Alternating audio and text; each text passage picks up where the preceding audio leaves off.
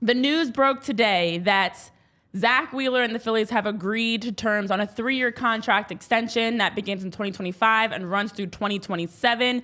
As the news broke, at the end of that 3 years, we'll have a 37-year-old Zack Wheeler at the end of his $126 million extension. And of course, what sources saying, as we break down the numbers, the $42 million AAV represents the highest in Phillies franchise history and the highest in Major League Baseball history among extensions. Making history, making this extension happen this early in spring training. We knew it was a priority for the Phillies. They get it done. And now it's one more thing, a major thing we can cross off the to-do list heading into the start of opening day 24 days from now, Jamie. Yeah, it's pretty spectacular because I don't give a damn about John Middleton's money at all. So whatever. I think it's fair. It's the exact deal we talked about here on air and speculated about. Is it going to be the Scherzer and Verlander deal? Because, approaching your early 30s, you don't want to be tied to them for, a 5 or 6 year deal. Mm-hmm. You don't want to pitcher into their 40s because Scherzer and Verlanders are rare in this world. So I think it's perfect. You were going to have to pay a higher annual average to get it done on a short-term deal. It basically works out now. You have Zack Wheeler for 4 more years. If you balance the 4 years out, it's $36.6 million per year because they got such a great deal the first time they signed him. You can't do that for tax purposes, but relatively, he's here for 4 more years and around $150 million. So it's a home run deal. This is not only one of the best signings, well, not this one, when they first signed him, one of the best signings in franchise history. The guy has gone out and proven he's a top 5 pitcher in Major League Baseball, and he's one of the best playoff performers alive. So, he got paid for it.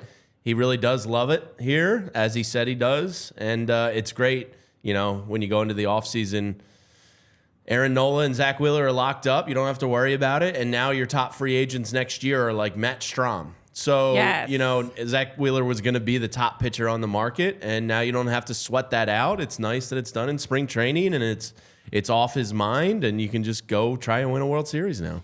Yeah, so with this deal, Zack Wheeler now will also be the 4th highest AAV salary among starting pitchers in baseball history. And what makes this all better, guys, we're missing the bigger point, I feel like, of not only having this deal happen so soon. I know in the chat, Dave Dorr, Kim, Chris, you guys are talking about it's such a great deal, such a great move. Tyron saying, also, Zack and his wife, Dominique, just welcomed their 3rd child. Dad strength. Yes, and Zack Wheeler came back this Saturday. And originally, actually, it's ironic. Before the news happened, I had planned for, coming into today to talk about the fact that Zack Wheeler's back. He came back from paternity leave on Saturday, after welcoming his 3rd child. And that was what I thought was the exciting Zack Wheeler news. Well, no, not only does he have the dad strength, talk about providing and being able to have some great news to bring home to your family of oh, by the way, cha-ching, cha-ching, cha-ching. My price tag just went up too. So a very fun time in the Wheeler household, wheeling and dealing for sure. Baby boom, money boom. Go play the lottery at this point. This is a great week, I feel, a great time for Zack Wheeler and his family. So excited to see because as we've talked about on the show, when you look at Zack Wheeler's postseason play alone, and I know that's why I had him so high on my starting pitcher ranking, Zack Wheeler, as we've all talked about, when it comes crunch time, you can rely on him, and he's someone that you didn't want to have even sticking a toe out into the free agency market. So knowing that he's been locked in, and now that's one less stressor, he can just focus on the Phillies and the now instead of having to worry about the future. Fans, you guys don't have to worry about the future. We don't have to continue to talk about when will it happen, will it happen? It's done, it's locked in, and that closure allows us all to move forward. So I know, Chris, you're saying you think Zack's a top 5 Phillies pitcher in franchise history. There's a lot of great names in Phillies history that, honestly, we're gonna talk about that at some point. We're gonna get into our overall rankings for Phillies history because when you look back over the years, Zack and some others on the current team definitely are in the mix right there. Hypothetical man, that's why he hasn't pitched yet. That is correct. Zack Wheeler was on paternity leave, which we love that. So, yeah, great times for Zack Wheeler. Yeah, and the other part of this, too, is there's a no-trade clause, which was requested in the contract. But, 2, he's also going to get his 10-5 rights here while in Philadelphia, which automatically kind of becomes, because they did exercise that, which it's like a double secret secure no-trade clause for Zack Wheeler in this contract. So it's clear he wants to be here. The 10-5 Act, for those that don't know, is 10 years in Major League Baseball with over 5 years with at least one club. So he's able to basically block any trade proposals that happen. But because it's only a 3-year deal, I don't think at age 36 or age 37, Zack Wheeler is just going to fall off a cliff. Yeah. I think this is a guy. Hope not. Him and Aaron Nola, they're serious about pitching. Like, they put in the work, they take care of themselves, they eat right, they do all the right stuff. So you're investing in a guy that's in his prime, and you have to take a 3 or more year risk. It keeps him happy, obviously, with the 10-5 rights. Like we said, what matters most here is how this dude shows up in the postseason. And our own John Foley put out a tweet that just reminds people in terms of postseason greatness, and we have a graphic we'll get to from Tyler in a second. Zack Wheeler has the career best whip in postseason history with a minimum, I believe, 50 innings pitched. He's ahead of Mariano Rivera, Kenley Jansen, Sandy Koufax, Christy Mathewson, who I just watched recently in Ken Burns baseball around the turn of the century. So Zack Wheeler has showed up when it matters the most, and there's nothing more important come postseason baseball than just that dude you feel and the team feels is absolutely going to go out there and give you an ace-like performance, and you have that in Zack Wheeler. So it's pretty great. It's a pretty great day to be a Phillies fan. It is. And I know in the chat I was seeing there's nobody else. I forget who was saying it. I'll scroll through to find it.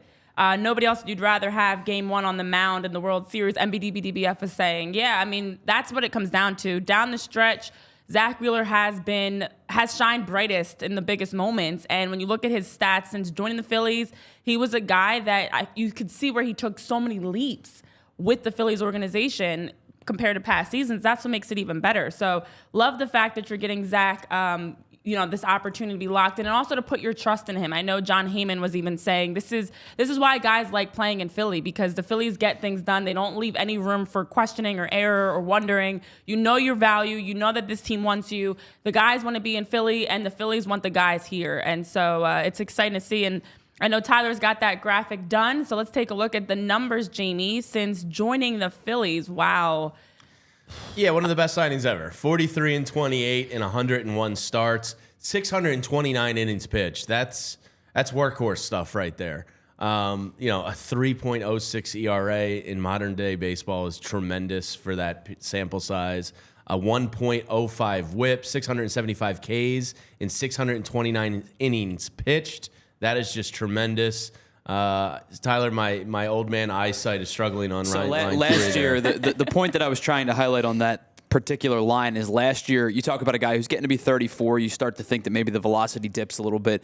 He had a 17 run value on his fastball last year and a career high in whiff rate on that fastball at 28%. Yeah, the Mets really bungled this one. It's pretty great to see. Thank you, New York Mets, for letting the best well, I don't want to say that because DeGrom, but the second best pitcher of that core 4 or 5 you had up there in New York, you let the second best one get away. And we really thank you, New York, for botching that one. Postseason, as we talked about his greatness, he's 4-3 with a 2.42 ERA in 63 1/3 innings pitched, 68 Ks in those 63 innings, and a .726 whip, which is the best in Major League Baseball history for a minimum innings pitched qualifier there. So there's nothing to dislike about this. I haven't heard one.